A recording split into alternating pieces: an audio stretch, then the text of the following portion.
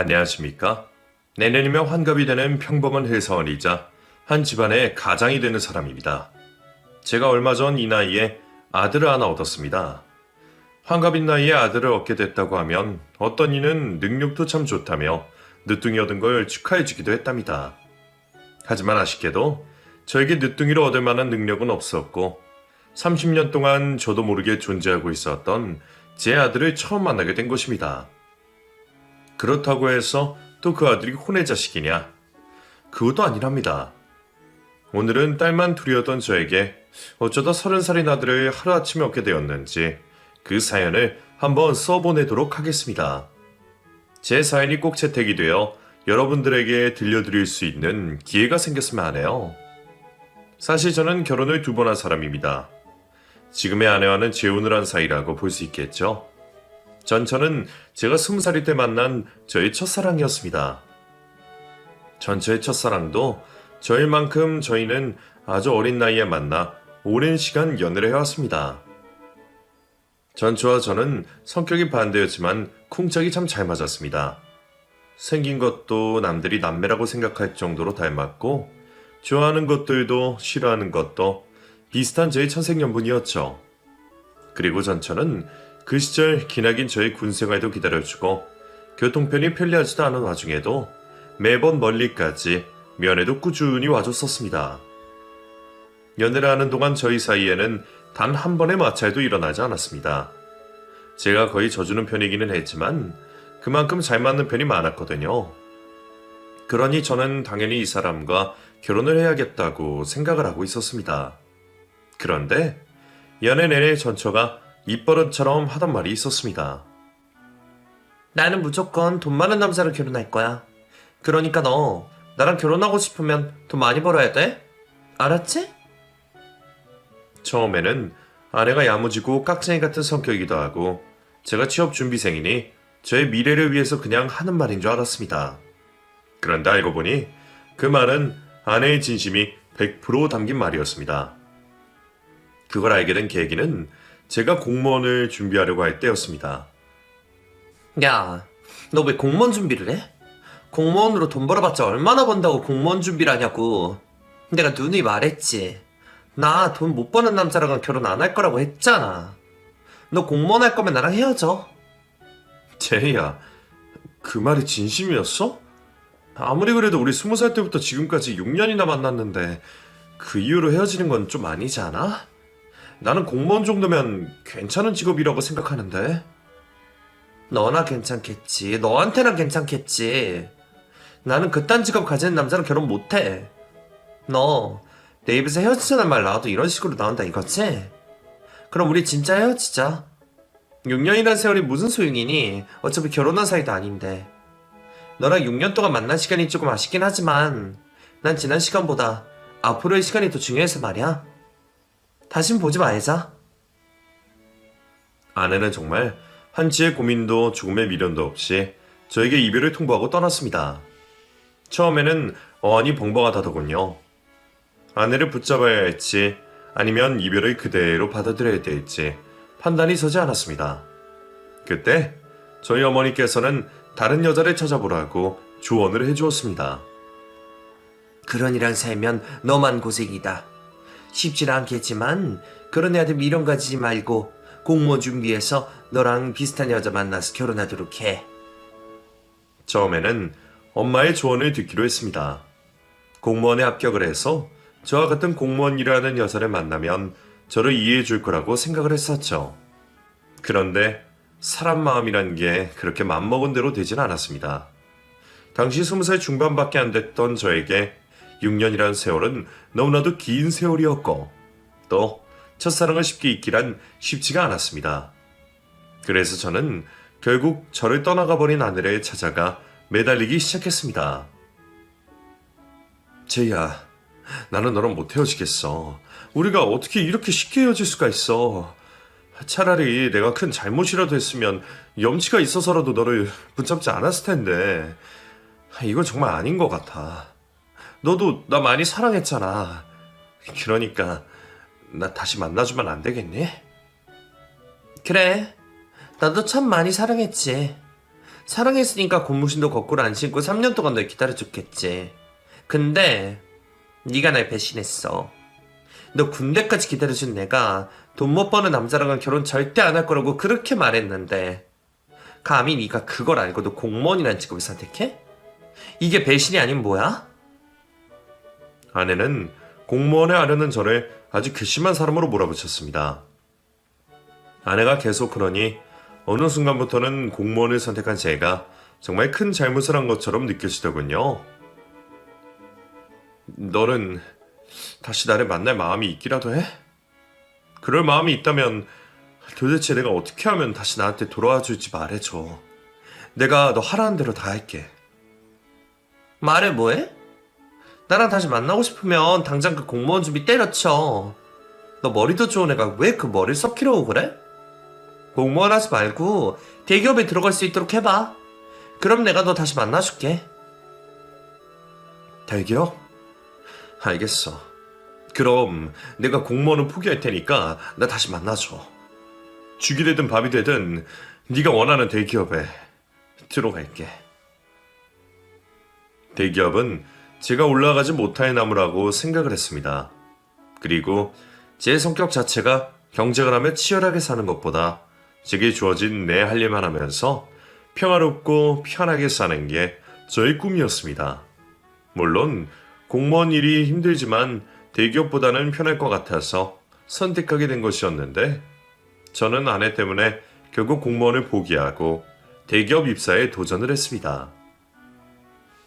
지금 시대도 대기업에 들어가는 게 쉽지 않았지만 저 때도 들어가는 게 쉽지는 않았습니다.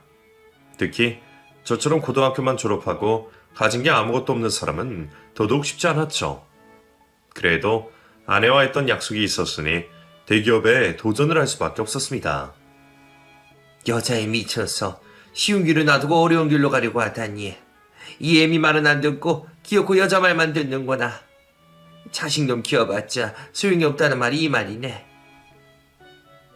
어머니께서는 여자친구의 말을 듣고 대기업에 도전하는 저를 탐탁지 않아 했습니다.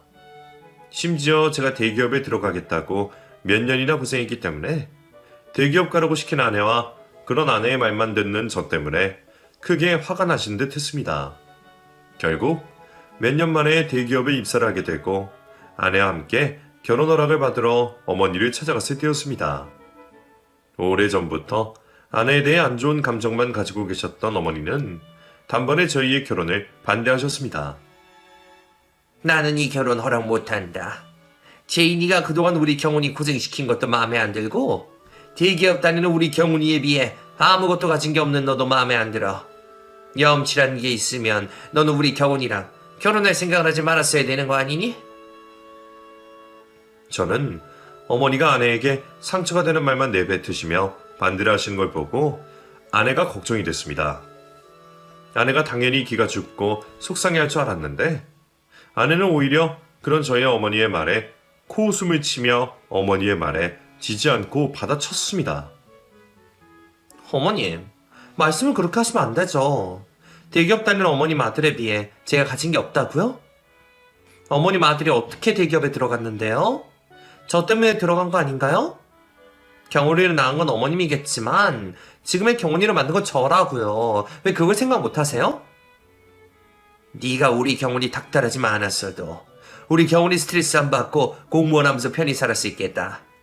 네가 경훈이한테 대기업이니 어쩌니 이사가 소리를 해대서 우리 애가 몇 년 동안 고생을 하지 않았냐.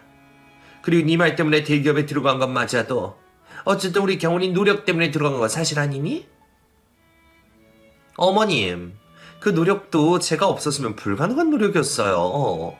경훈이 애는 인생을 쉽게 살고 싶어하는 애라 도전도 노력도 안 하는 사람인데 제가 정신 개주시켜 놓은 거라고요. 어머니와 아내는 저를 두고 한참을 싸웠습니다. 이러다가는 아내와 결혼식 근처에도 가지 못하겠다 싶었는데 어떻게 엄마에게 결혼 허락을 받기는 했습니다. 엄마가 아내에게 백기를 든 것이죠. 어휴, 그런 독하는 아내 며느리가 된다고 생각하면 끔찍하긴 하지만 걔 말대로 네가 대기업에 들어간 건 어쨌든 제이 때문이니 그 공을 생각해서 결혼 허락은 해주마. 애가 독하긴 해도 머리가 똑똑해서 그런 거니까 결혼하고 나서도 제 말 잘 들어. 그래도 너무 기죽이거나 사람 못 살게 굴면 그때 예미한테 말해. 어머니가 아내의 공을 인정해 주셨습니다. 성격이 마음에 들지는 않기는 했지만 제가 아내와 결혼을 하면 어머니는 제가 더 잘 될 거라고 생각을 하시는 듯 했습니다. 결혼 후 어머니의 말씀대로 아내의 말을 잘 들으며 살아야겠다고 다짐을 했습니다.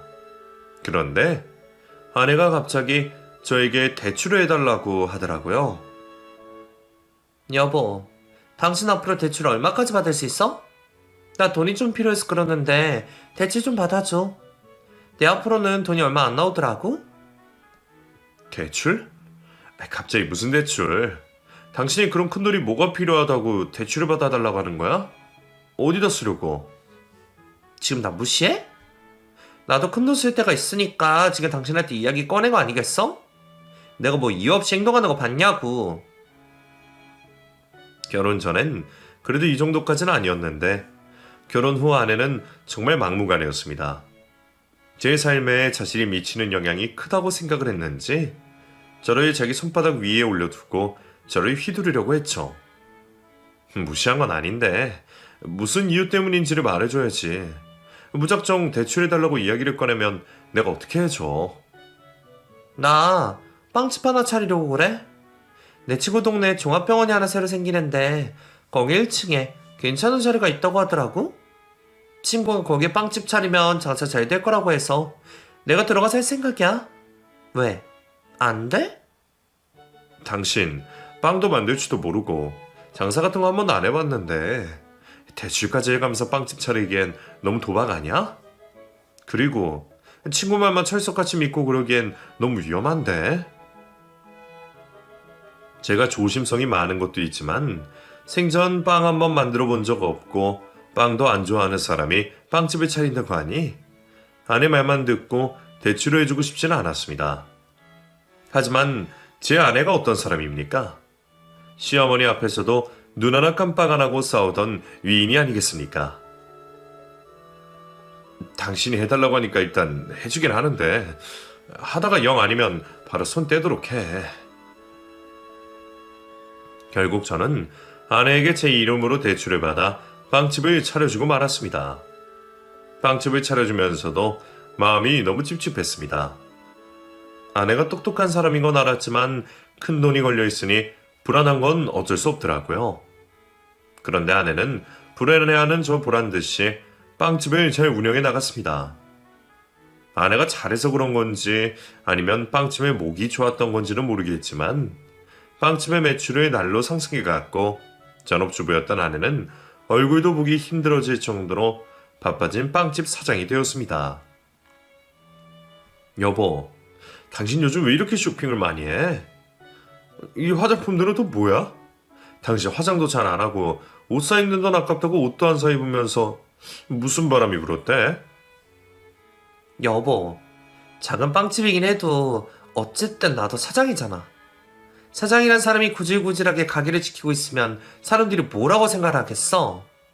보여주기식이라도 나도 좀 꾸미고 다녀야 되지 않겠어?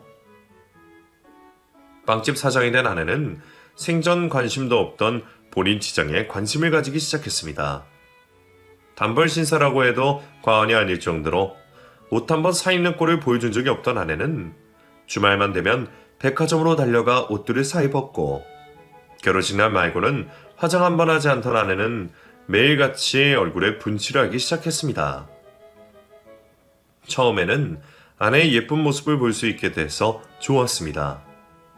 제 눈에는 아내의 어떤 모습도 예뻐 보였지만 꾸미는 모습도 색다르게 다가오더라고요.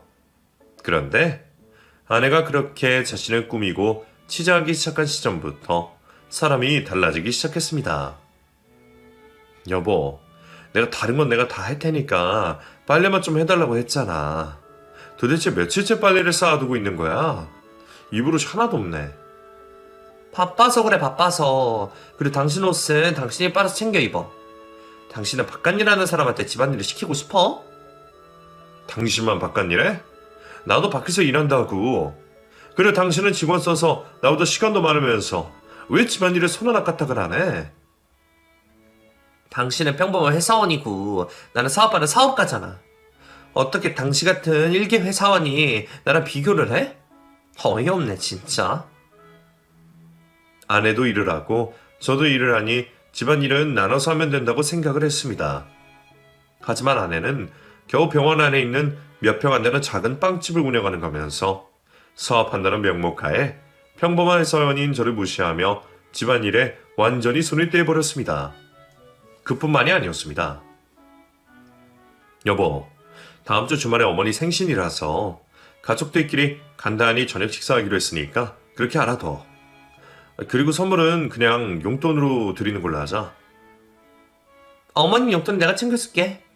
근데 나 주말에 사업가 친구들 모임 있어서 못 갈 것 같아. 당신 혼자 갔다 와. 당신, 저번 명절에도 일 때문에 바쁘다고 집에 안 갔었잖아. 이번에도 빠지면 어머니 화내실 거야. 가자. 어머니도 참 너무하신다. 사업하는 며느리 그렇게 괴롭히고 싶으시대? 그래 당신이 중간에서 잘 말해주면 어머니 화낼 일도 없으실 거 아니야. 당신이 알아서 좀 잘해봐. 아내가 저희 어머니와 사이가 그리 좋은 것은 아니었지만 그래도 며느리 노릇은 톡톡히 하는 사람이었습니다. 괜히 며느리 노릇을 못한다는 이유로 시어머니에게 책 잡히기 싫었던 거였죠. 그랬던 아내는 빵집을 운영하면서부터 저희 집 근처에도 가지 않았습니다. 100번 양보해서 그것까지 이해할 수 있었습니다. 어쨌든 저희 집은 시댁이니 이런저런 핑계를 대해서라도 가고 싶지 않았겠죠.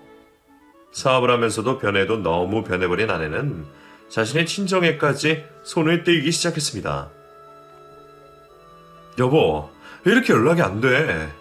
장모님 지금 혈압 오르셔서 응급실에 실려오셨어. 장인어른이 지금 심각하다고 연락하셔서 나 지금 병원이야. 당신 어디야? 집이야? 나 지금 친구들 만나는 중? 애들이랑 지금 중요한 이야기 하던 중이라서 연락 온지도 모르고 있었네? 친구들이랑 무슨 중요한 이야기를 한다고 연락을 이렇게 못 받아. 일단 지금 당장 병원으로 와. 장모님 지금 위독하셔. 아니야. 엄마 이전에도 혈압 때문에 몇 번 쓰러지셨어? 병원에서 심각하다고 하셔도 별일 아닐 거니까 너무 유난 떨지 말고. 우리 아빠나 당신이 좀 챙겨줘. 우리 아버지 열이시잖아? 아내는 자신의 친정엄마가 쓰러지셔서 위독한 상황에서도 바쁘다는 핑계로 병원에 찾아오지 않았습니다. 집안일도 시댁일도 그리고 자신의 친정집 일도 모두 저에게 떠넘겨버렸죠. 그 정도가 너무 지나치다는 생각이 들었던 제가 아내에게 빵집을 그만 접으라고 말했습니다. 당신 이럴 거면 그 빵집 다른 사람한테 넘겨줘. 당신 그 일 시작하고 바빠진 거 어느 정도는 인정할게. 그런데 가족들도 내팽개칠 정도로 바쁘게 지낼 일이냐고. 내가 볼 때 당신 빵집 때문에 바쁘다고 하는 거 다 핑계야. 당신 지금 헛짓거리 하고 다니고 있지. 내가 모를 줄 알아? 헛짓거리라니? 당신 말을 왜 그런 식으로 해? 솔직히 지금 이 집에서 돈 더 많이 버는 사람이 누구야? 나지? 내가 그렇게 발에 불이 나도록 뛰어다니니까 돈을 그만큼이나 벌어올 수 있는 거라고. 지금 당신 앞으로 대출 받은 것도 나 덕분에 거의 다 갚은 거 아니야? 당신은 오히려 나한테 고마워야지. 내가 이 집 가장이 됐는데. 돈만 많이 벌으면 가장이야? 가정을 내팽개치고 밖으로 나돌아다니는 사람이 무슨 가장이야. 당신 돈 못 벌어와도 되고 집에만 있어도 되니까 빵집 문 닫아. 아내가 이 지경까지 오게 된 건 다 그 빵집 때문이라고 생각을 했습니다.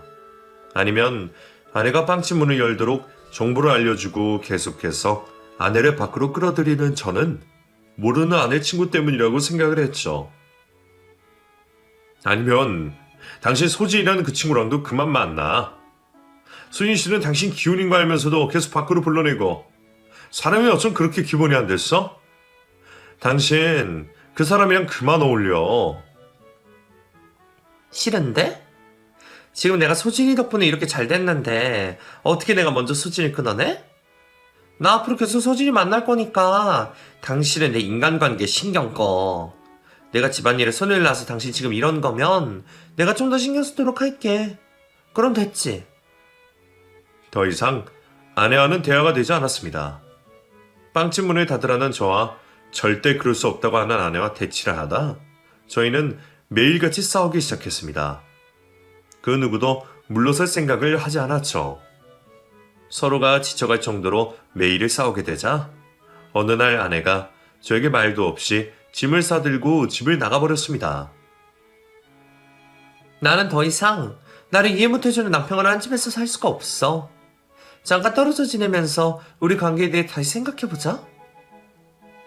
메모 한 장만 달랑 남겨두고 집을 나가버린 아내는 찾으러 저는 아내가 운영한다는 빵집으로 찾아갔습니다. 아내가 어느 순간부터 오지 못하게 해서 오랜만에 들린 빵집인데 직원들이 모두 바뀌었는지 제가 아는 직원이 단 한 명도 보이지 않았습니다. 사장님 만나러 왔는데 사장님 어디 계세요? 사장이요? 제가 사장인데 무슨 일로 오셨어요? 직원인 줄로만 알았던 사람이 자신이 이 빵집의 사장이라고 말을 했습니다. 여기 사장 이재희 씨 아닌가요? 저 이재희 씨 남편 되는 사람인데 그쪽이 여기 사장님이시라고요? 아, 이재 씨는 이전 사장님이신데요. 남편분이신데 그것도 모르고 계셨어요? 저 한 달 전에 이재희 씨한테 이 빵집 넘겨받았어요. 정말 남편 맞아요? 빵집 사장이라는 사람이 오히려 저를 의심하고 드는 상황이 되고야 말았습니다. 저를 이상하게 보는 빵집의 새로운 사장님을 뒤로하고 저는 아내에게 계속해서 연락을 시도했습니다. 아내가 집에 나갔을 땐 아내를 잘 달래주고 몇 번 맞춰주다 보면 다시 돌아올 거라고 생각을 했습니다. 대화를 하면 해결될 일이라고 생각을 했죠. 그런데 아내가 저 몰래 빵집을 다른 사람에게 넘기고 사라져버린 거라면 이건 단순한 문제가 아니라고 생각을 했습니다. 일주일 넘게 아내에게 연락을 시도하고 아내의 행방을 찾아 헤맸습니다. 제가 거의 아내를 괴롭히다시피 연락을 하니 결국 아내가 집으로 돌아왔습니다. 우리 시간을 좀 가지면서 우리 관계에 대해서 좀 더 생각을 해보자고 했잖아. 왜 내 말을 무시해? 왜 이렇게 사람을 괴롭히냐고? 당신 빵집 다른 사람한테 넘겼던데 무슨 일이야? 왜 나한테 말도 없이 다른 사람한테 빵집을 넘긴 거야? 그걸 왜 당신한테 말해야 돼? 그 빵집 내 빵집이지 당신 빵집 아니야. 사장인 내가 넘긴다는데 당신이 왜? 그리고 당신 어차피 내 빵집에 관심도 없었잖아. 왜 이제 와서 참견질이야? 말도 없이 집도 나가고 말도 없이 가게도 다른 사람한테 넘겼는데 그걸 알고도 어떻게 가만히 있어? 당신 도대체 지금 무슨 생각으로 이러고 있는 거야? 아내에게 모든 사실을 말해줄 것을 요구하자 아내는 가방을 뒤적이더니 종이 한 장을 제게 건넸습니다. 바로 이혼 서류였습니다. 나 당신이랑 더 이상 못 살 것 같아. 일주일 넘게 고민해봤는데 우리 더 늦기 전에 이혼하는 게 서로 정신건강에 좋을 것 같아. 우리 이혼하자. 갑자기 이혼은 또 무슨 이혼이야? 요즘 세상에 이혼하면 얼굴도 못 들고 다니는 거 당신도 알잖아. 그리고 우리 사이에 무슨 문제가 있었다고 이혼을 해? 지금은 이혼이 아무것도 아닌 시대지만 제가 이혼할 때만 해도 이혼을 하면 저뿐만 아니라 저희 가족도 동네에서 얼굴을 못 들고 다닐 정도로 부끄러운 일이었습니다. 그런데 아내는 그런 이혼을 너무 쉽게 이야기를 꺼냈습니다. 우리 사이에 왜 문제가 없어? 눈만 마주치면 해결 못할 일로 싸우는 것도 그래. 당신이 내 일 이해 못해줘서 그렇게 된 거잖아. 나는 내 일을 이해 못해주는 당신이랑 더 이상 살 수가 없어. 이렇게 살다가는 숨막혀 죽을 것만 같다고. 우리 대화만 더 나누면 해결할 수 있는 일이야. 솔직히 당신 빵집 하기 전까지는 우리 사이엔 문제가 전혀 없었어. 당신이 빵집 한다고 밖으로 나들면서부터 우리 사이가 틀어진 거 몰랐어 그래? 이것 봐. 당신은 지금도 내 탓을 하고 있잖아? 빵집 차린다고 당신 앞으로 빌린 대출금 남은 건 갚아주고 갈 테니까 좋게 말할 때 이혼서류 도장 찍어. 그리고 이혼 도장 찍기 전까지 나한테 연락하지 마. 아내는 자신의 도장이 찍힌 이혼 서류 한 장만 저에게 던져준 뒤 다시 집을 나갔습니다. 그런 아내를 이해할 수도 없었고 이미 돌아선 아내의 마음을 돌릴 자신도 없었지만 그래도 이혼만큼은 절대 할 수 없었던 제가 아내를 붙잡기 위해 정말 노력을 했습니다. 그런데 아내의 마음은 정말 단단히 돌아섰는지 아무리 붙잡아도 마음을 되돌릴 생각이 없어 보였습니다. 이런 상황에 놓이게 된 걸 알게 된 어머니께서 말씀하셨습니다. 다른 것도 아니고 남들 시선 때문에 그러는 거면 그냥 이혼 서류에 도장 찍어라. 그런 애랑 더 살아봤자 너만 고생이지. 네가 뭐가 아쉬워서 그런 애라도 붙어 사니. 첫사랑인 건 나발이고 이제 그만 끝내. 어머니를 포함해 저희 가족들 모두가 저의 이혼을 응원해 주신 덕분에 저는 아내가 던져준 이혼 서류에 도장을 찍을 수 있었습니다. 가족들이 힘이 되어주지 않았다면 저는 정말 끝까지 이혼 서류에 도장을 찍을 수 없었을 겁니다. 이혼을 하고 난 후 아내가 마지막으로 이런 말을 하더군요. 이혼해줘서 고마워. 나도 나 잘 먹고 잘 살고 싶어서 그러는 거니까 당신이 이해해줬으면 좋겠어? 나중엔 당신도 이런 내 선택에 감사할지도 몰라.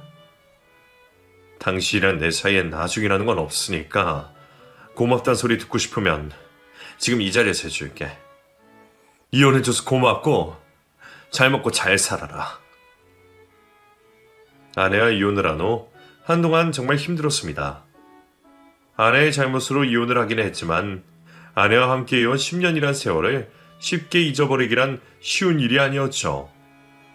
저의 연인이자 저의 가족이었던 사람이 하루아침에 제 곁을 떠난 사실을 받아들이기까지 2년이라는 시간이 걸렸습니다. 아내를 다 잊고도 다시 새로운 시작을 할 자신이 없었던 저는 한참을 혼자서 지냈습니다. 어머니께서는 더 늦기 전에 새 출발해라. 평생 오래 미뤄 살다 늙어 죽을게냐? 라며 재혼을 재촉하셨지만 집과 회사만 반복하던 제가 마땅히 재혼할 사람을 찾을 수도 없을 뿐더러 그럴 마음이 제게 없었습니다. 그러다 마흔이 될 때쯤 어느 여자를 만났습니다. 같은 회사 다른 부서의 직원이었는데 회사 동기가 회사 사람들 몰래 저에게 그 사람을 소개해줬습니다. 강 과장도 이혼해서 온 지 사실 꽤 됐대. 남편이 바람나서 헤어졌다고 하더라고. 강 과장 정말 괜찮은 사람이라 내가 다리 놔주려고 하는 거니까 한번 만나봐. 회사에는 절대 소문 안 나게 내가 잘해볼게. 새로운 사람을 만나는 것도 저에겐 힘든 일인데 다른 사람도 아니고 회사 안의 사람을 만나려고 하니 겁이 났습니다. 괜히 만났다가 소문이 잘못 나기 시작하면 저뿐만 아니라 상대방도 회사를 다니기 힘들어지는 지경에 이를지도 몰랐으니까요. 그 걱정에 제가 몇 번이나 거절을 하자 동기가 소개해준다는 그 당사자가 점심시간에 저를 찾아왔습니다. 혼자서 회사 근처 벤치에 앉아 커피를 마시고 있는데 누군가 저에게 말을 걸더군요. 민경훈 과장님 맞으시죠? 저 마케팅 부서 강세영이에요. 저 아시죠? 한번 만나 뵙고 싶은데 계속 인연이 안 되는 것 같아서 제가 직접 찾아왔어요. 주변에 회사 사람도 없는 거 보고 왔으니까 안심하세요. 어떻게든 회피하고 있던 인연이 결국 이어지고야 말았습니다. 동기의 말대로 그 사람은 참 좋은 사람이었습니다. 마치 이렇게 될 줄 알고 그동안 제가 만남을 피해왔나 싶더라고요. 서로를 알게 된 지 1년도 되지 않아 저희는 재혼을 하게 되었습니다. 아내도 저도 서로 재혼인 만큼 결혼식은 생략하고 혼인신고만 한 뒤 살림을 합쳤습니다. 저와 같이 평화주의자 성격인 아내와의 결혼 생활은 정말 행복 그 자체였습니다. 전처와 결혼하고 난 후 매일 불안에 떨며 살았던 결혼 생활과는 정반대의 삶이었죠. 재혼을 하고 저희에게 바로 첫 아이가 찾아왔습니다. 아내도 저도 나이가 있는 편이라 아이를 포기하고 둘만 사는 게 어떨까 하고 생각을 했었는데 기적처럼 아이가 저에게 찾아왔고 저희는 그렇게 연년생의 두 딸을 얻었습니다. 첫 결혼을 했을 땐 결혼이라는 게 이렇게 힘들고 사람을 괴롭게 하는 제 도구나라고 생각을 했는데 지금의 아내와 결혼을 하고 나서는 결혼이라는 게 안정적인 것이고 사람의 인생에 큰 행복도 가져다 주는 것이라는 것을 깨닫게 되었습니다. 천사 같은 지금의 아내와 토끼 같은 두 딸들 덕분에 그 힘겨운 회사 생활도 버티며 지금까지 잘 견딜 수 있었던 것 같습니다. 치열하게 살았던 젊은 시절과는 달리 쉰이라는 나이가 한참 넘은 지금은 마음 편히 정년퇴직만을 기다리고 있었는데 어느 날 회사로 생면부지 어떤 젊은 남자가 저를 찾아왔습니다. 이사님, 누가 이사님 찾아왔는데요? 이름이 최재민이라고 하는데 이사님 아시는 분일까요? 최재민? 처음 듣는 이름인데 잘못 찾아온 거 아니야? 다시 확인해봐. 그분이 이재희 씨 아들이라고 하면 된다고 하던데요. 어떻게 할까요? 들여보낼까요? 30년 만에 전처의 이름을 듣게 되자 불안한 기운이 감돌았습니다. 회사는 보는 눈이 많아 일단 제가 밖으로 나가 저를 찾아온 젊은 남자를 대면했습니다. 저를 찾아온 젊은 남자는 마냥 어려워 보이지만은 않은 나이로 보이는 남자였습니다. 이 남자와 전처는 도대체 무슨 관계이길래 저를 찾아왔나 싶었어요. 누구신데 저를 찾아오셨죠? 이재희 씨랑은 무슨 관계길래 저를 찾아오신 건가요? 그 사람이랑 저랑 안 보고 산 지 30년도 더 됐는데요. 민경훈이라는 사람이 제 아버지라고 하셔서 용기 내서 찾아왔습니다. 저 이재희 씨 아들이거든요. 저에게 아버지라고 하는 전처의 아들의 말에 저는 크게 웃어 보였습니다. 전처가 자신의 아들에게 무슨 말을 어떻게 했길래 전처의 아들이 전처의 거짓말에 홀딱 속아 저를 찾아왔나 싶었죠. 그쪽 엄마가 그쪽한테 무슨 말을 잘못한 것 같은데 그쪽은 제 아들이 아닙니다. 이재희 씨랑 같이 살았던 건 맞지만 저희 사이에 아들은 없었습니다. 딸도 없고요. 그 어떤 자식도 없었습니다. 엄마가 아버지한테 임신 사실을 숨기고 이혼을 하셔서 아버지가 모르셨던 것뿐입니다. 저 아버지 자식 맞습니다. 필요하시다면 친자검사도 할 수 있습니다. 제 말을 믿어주세요. 젊은 남자는 자신이 저의 아들이 맞는다며 제 앞에서 눈물을 흘리고 믿어달라고 호소하기 시작했습니다. 일단 이게 어떻게 된 일인지 더 들어봐야겠다는 생각이 들었습니다. 이게 어떻게 된 일인지 저한테 설명해 줄 수 있어요? 무작정 제 아들이라고 하면 저 당연히 믿을 수가 없죠. 제게도 아버지가 계셨습니다. 10살 때까지만 해도 그 아버지가 저희 친아버지라고 믿고 있었죠. 그 아버지도 제가 자신의 아들이라고 생각을 하고 지냈는데 아무리 뜯어봐도 제가 본인과 닮은 구석이 없다고 생각하셨나 봐요. 제가 10살 때 의사였던 아버지께서 엄마 몰래 친자검사를 하셨고 그때 제가 자신의 아들이 아니라는 걸 알게 되셨습니다. 의사요? 의사 아버지라고 하셨습니까? 이제희 그 사람이 저랑 이혼하고 의사랑 재혼을 했나요? 네.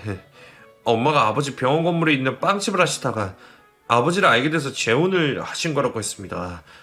어쨌든 저는 그 아버지 친자식이 아니었고 제가 10살이 되던 해 그 집에서 어머니랑 쫓겨나게 됐습니다.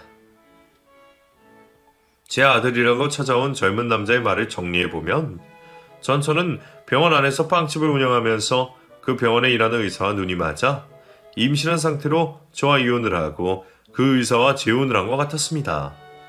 그뿐만이 아니라 의사와 재혼을 할 때 전처는 자신의 뱃속에 있는 아이를 의사의 아이라고 속이고 결혼을 한 듯 했습니다. 충격적인 사실은 거기서 끝이 아니었습니다. 엄마가 아버지한테 쫓겨나자마자 저를 고아원에 보냈습니다. 저를 고아원에 버리시고 엄마가 도망을 가셨어요. 새 출발을 하시겠다면서 말이에요. 제가 엄마의 새 출발에 걸림돌이 된다고 하더라고요. 제가 그럼 친아버지한테라도 보내달라고 했더니 그럴 수 없대요. 아버지는 이미 재혼을 하셨다고요. 아들은 제가 몰랐던 지난 과거 이야기를 저에게 들려주며 오열을 했습니다. 그런데 얼마 전에 저를 버리고 갔던 엄마가 20년 만에 연락을 주셨어요. 저를 버리고 간 엄마랑 평생 원망만 하고 살았었는데 그래도 다시 연락을 주니 너무 반갑더라고요. 그래서 한달음에 달려갔는데 알고 보니까 엄마가 췌장암에 걸려 죽기 직전이라 저를 찾으신 거였어요. 췌장암이라고요? 죽기 전에 연락을 준 거면 그럼 이재희 씨는 지금 어떻게 된 거예요? 엄마는 한 달 전에 돌아가셨어요.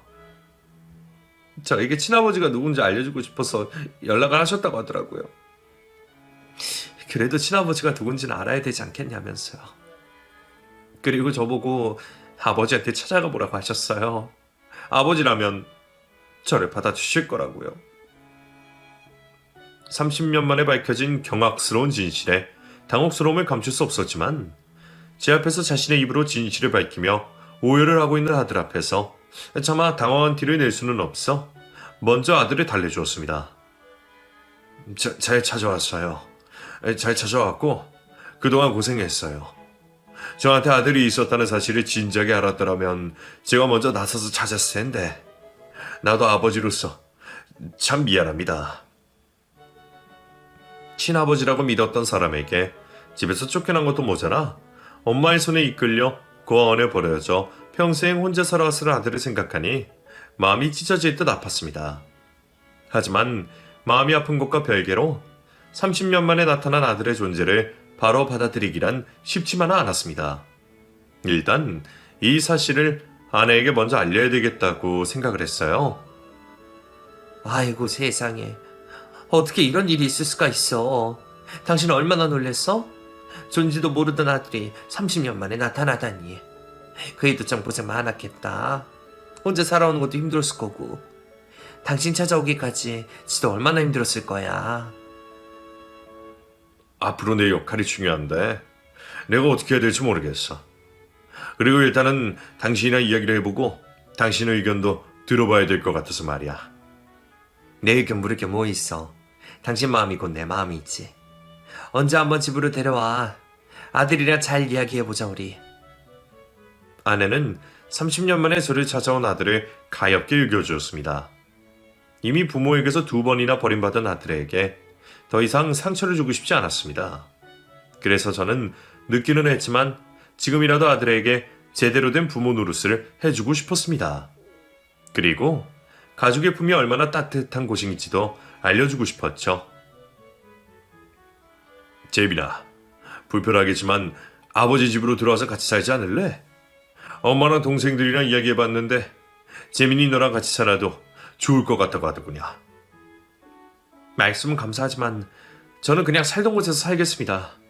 지금부터 우리가 가족이라고 해도 평생 떨어져 살아서 남이나 다름없는데 갑자기 제가 들어가서 살면 가족들이 얼마나 불편하겠어요. 저는 괜찮습니다.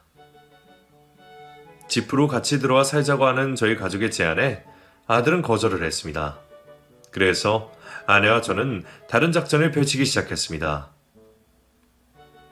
재민아, 다음 주 주말에 가족들끼리 여수를 여행 갈 거거든. 그러니까 그날 다른 약속 잡지 말고 꼭 우리랑 같이 여행 가자. 알겠지? 아들과 함께할 시간을 일부러라도 더 만드는 것이었습니다. 평일에도 저녁을 한두 번씩 같이 먹는다거나 주말에 아들과 가족들을 데리고 여행을 간다거나 해서 얼굴을 한 번이라도 더 보고 살을 부대낄 수 있는 기회를 많이 만들었죠. 그러자 아들의 마음도 서서히 열리는 듯 했습니다. 전 아버지랑 같이 사는 것도 좋은데 할머니랑 같이 살아보고 싶어요. 할머니께서 아버지 집에 들어가는 게 불편하면 할머니랑 같이 살아보지 않겠냐고 하시더라고요. 손자 사랑은 아무래도 할머니잖아요. 저 할머니 집에 들어가서 할머니가 해주시는 밥 먹고 얻어먹으면서 지내볼게요. 아들이 저희 집으로 들어오진 않았지만 저희 집에서 5분 거리에 있는 어머니 집으로 들어가 살겠다고 했습니다. 그렇지 않아도 아들이 나타나고 가장 기뻐하면서도 가장 슬퍼했던 사람이 바로 저희 어머니셨거든요. 어머니도 지금부터라도 아들에게 평생 주지 못한 사랑을 줘야 된다며 눈만 뜨면 손자 걱정을 하시긴 했습니다. 아들이 나타난 지 지금은 1년 정도 지났습니다. 현재 아들은 어머니 집에서 지내면서 저희 가족과도 거의 매일같이 보며 지내고 있답니다. 저희 아내에게도 엄마라고 부르며 두 여동생들과도 매우 잘 지내고 있죠. 그리고 아들은 지금 수능 공부 중에 있습니다. 재민아, 그동안 해보고 싶었는데 어쩔 수 없이 하지 못한 게 있니? 있으면 엄마한테 말해봐. 엄마가 재민이 너 하고 싶은 거 할 수 있도록 도와줄게. 저 지금이라도 대학에 가고 싶어요. 20살 때 친구들 다 대학 가는데 저는 돈이 없어서 못 갔거든요. 도와만 주신다면 저 지금이라도 공부하고 싶어요. 아내 덕분에 저희 아들은 30이 넘은 나이에 대학 갈 준비를 하고 있답니다. 30년 만에 나타난 아들이라 저도 그런 아들을 받아들이기가 쉽지 않았는데 피 한 방울 안 섞인 제 아들을 자신의 아들처럼 소중히 대해주는 아내에게 참 감사합니다. 그래서 저는 잠자리에 누울 때마다 아내에게 고맙다고 말을 하는데 아내는 그럴 때마다 이렇게 말했습니다. 당신 아들이 내 아들이지. 입장이 바뀌었었다면 당신도 나랑 똑같이 했을 거야. 재민이 지금까지 살아오면서 받은 상처 우리가 다 치유해주자. 그리고 생각해보면 혼자서 잘 자라준 든든한 아들이 하늘에 뚝 하고 떨어진 거나 마찬가지인데 얼마나 감사한 일이야, 안 그래?